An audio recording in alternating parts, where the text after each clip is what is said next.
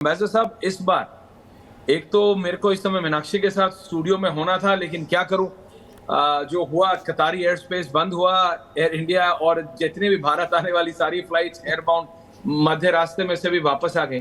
लेकिन इस बार एम्बेसडर साहब, coming back to the point, issue ये है कि Donald Trump has been smart. Donald Trump ने सिर्फ ये नहीं कहा कि सीज फायर हुई है, एम्बेसडर ने कहा, लिसन, एम्बेसडर ट्रंप ने कहा 6 घंटे लगेंगे इजराइल को शांत होने में, 12 घंटे लगेंगे ईरान को शांत होने में। But in 12 hours, when their normal operations are over, it will be a complete ceasefire. And just 3 minutes prior from now, सिर्फ 3 मिनट पहले मीनाक्षी, एम्बेसडर साहब, डोनाल्ड ट्रंप ने दोबारा ट्वीट किया है और शब्द डील का, DEAL, डील 4 बार इस्तेमाल किया है और बोला है, आई वॉन्ट टू कॉन्ग्रेचुलेट, मैं धन्यवाद देना चाहता हूं अपने B2 के जो मेरे पायलट थे, बॉम्बर पायलट्स, उन्होंने मेरे को मदद की ये डील अचीव करने के लिए। तो ये लग रहा है एम्बेसडर साहब, you understand backdoor diplomacy and if you could, और अगर आप हमारे दर्शकों को बेहतर तरीके से समझा पाए कि अमेरिका ईरान को नहीं, ईरान के न्यूक्लियर प्रोग्राम को, पिछले 40 साल के उनके काम को, 4 दशक के काम को खत्म करना चाहता था, वो अचीव कर लिया है।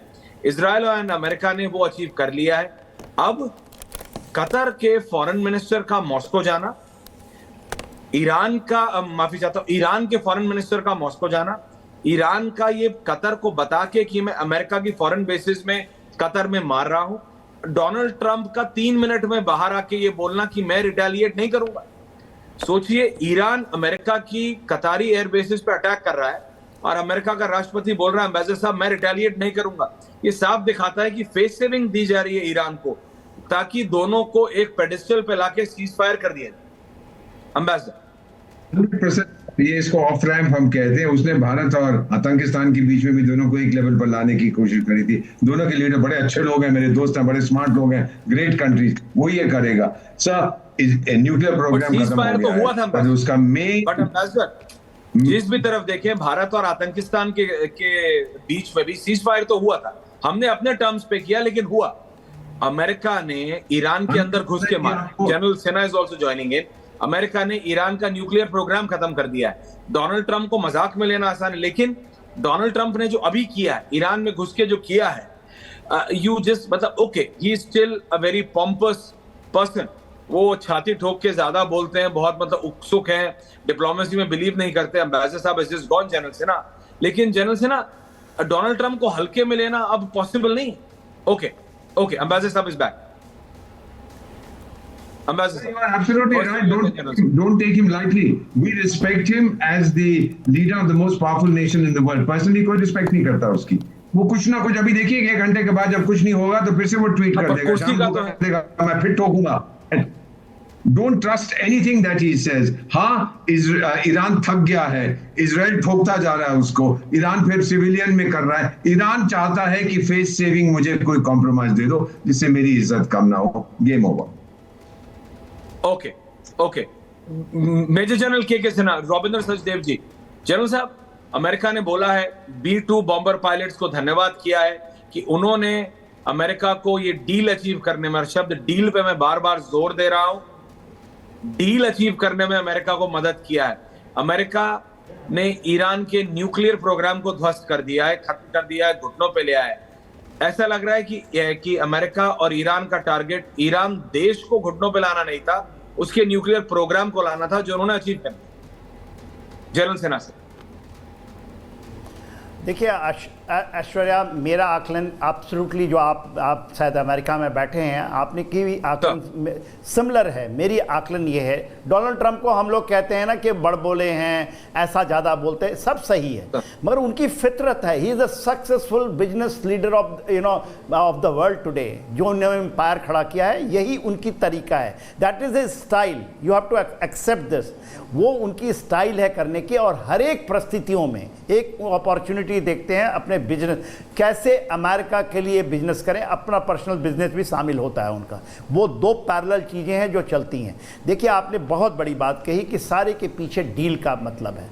देखिए, इज़राइल की कंसर्न और अमेरिका की कंसर्न दोनों अलग है। उसकी नेशनल इंटरेस्ट इज़राइल की है, उनके एग्जिस्टेंशियल थ्रेट है। अमेरिका कहता है कि डेट टू अमेरिका, जब ईरान कहता है वो इतनी सीरियस बात नहीं है, वो यहाँ डील खोज रहे हैं। और डील खोजने के लिए विटकॉफ जो उनके हैं, स्टीवन विटकॉफ जो उनके गोल्ड पार्टनर है, is a business partner and he is a tycoon on that.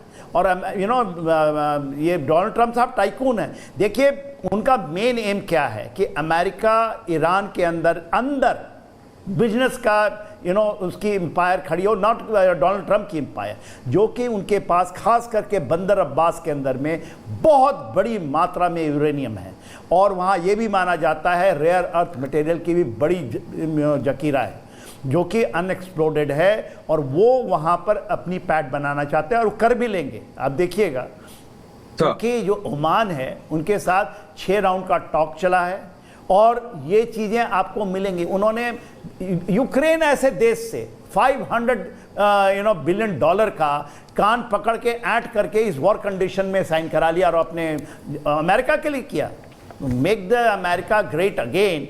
उनके अंदर में एक चीज कमी है बहुत, जो कि चाइना ने 30 सालों का बढ़त लिया हुआ है, रेयर अर्थ मटेरियल। दुनिया उन्हीं से चलेगी। आज के दुनिया में कोई चीज हम आप बात कर रहे हैं उसमें उसका समावेश है, तो ये अमेरिका उसमें बहुत पिछड़ चुका है। ये बिल्कुल जनरल साहब, रोक रहा हूं, ब्रेकिंग न्यूज आ रही है। इस समय इजराइल ने अपना एयर स्पेस दोबारा बंद कर दिया है। जनरल साहब अभी हम बात कर रहे थे, रविंद्र सचदेव जी, इजराइल ने अपना एयर स्पेस दोबारा बंद कर दिया है। डोनाल्ड ट्रंप ने करीबन 8 घंटे पहले ये ट्वीट किया था कि 6 घंटे और 12 घंटे में मैं टोटल सीज फायर अचीव कर लूंगा।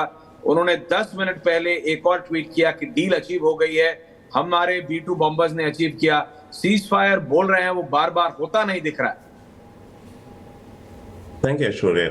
आई थिंक प्रॉब्ली होता जाएगा, राइट? अभी इमीडिएट नहीं हुआ है, 1 आध घंटा और 2 घंटा और। इसमें एक ये और चीज चल रही है, थोड़ा ये जो पूरा शराड चल रहा है, ये केस स्टडी है एक्चुअली जो हो रहा है। सॉरी, तो ये जो शराड चल रहा है इसमें ईरान को कुछ फेस सेविंग मौका भी दिया जा रहा है। ईरान ये कह रहा है कि इजराइल रोके तो मैं भी रोक दूंगा, राइट? वन, और क्योंकि ईरान को अब अपनी इंटरनल ऑडियंस, अपनी अवाम को दिखाना है कि हम ऐसे मतलब नहीं झुके, वो पहले झुके फिर हम रुके, राइट? हमने अमेरिका पे अटैक कर दिया, बिग सेटन जो बड़ा शैतान है इसने हमारे पे करा, हमने इसके एयरबेस पे कर दिया। तो इस तरह की कुछ कोरियोग्राफी चलेगी, आई थिंक चंद और घंटे, 4 घंटे 6 घंटे व्हाटएवर, बट ये अब सीज फायर हो जाएगा। And I mean no doubt इसे हम कहेंगे, आई मीन many most दुनिया के people are I think very surprised with what Trump has done, but as you are saying ये लीडरशिप है, सही हो या गलत हो उसको अलग रखिए, पर लीडरशिप डेमोन्स्ट्रेट कर रहा है। इसके चलते इसने अमेरिका की साख और अपनी मेरे ख्याल से साख बहुत ज्यादा बढ़ा ली है। इसके ऊपर एक वो आ रहा था ना कि ट्रंप कभी फाइट में नहीं जाता, taco TACO, Trump always chickens out. ये फाइनेंशियल टाइम्स जो लंदन का पेपर है उसके एक फेमस जर्नलिस्ट ने लिखा था, ये टर्म बड़ी पॉपुलर हो गई है अमेरिका में आजकल, वॉल स्ट्रीट में और फिर पॉलिटिकल सर्कल्स में भी, ट्रंप को क्रिटिसाइज करने के लिए, इसको छेड़ने के लिए, टॉन्ट करने के लिए कि Trump always chickens out, he does not get into a fight. ये करके अब उसने ये कर दिया कि मैं केवल ब्लफ ही नहीं करता, बट ठीक है मैं कभी पीछे भी हट जाता हूं, बट मैं अटैक भी करता हूं, मैं फाइट भी करता हूं। और इसमें जो प्लेयर्स इन्वॉल्व रहे हैं, जो समझ आ रहा है, obviously JD Vance, Marco Rubio, Steve Witkoff, yes, and the emir of Qatar.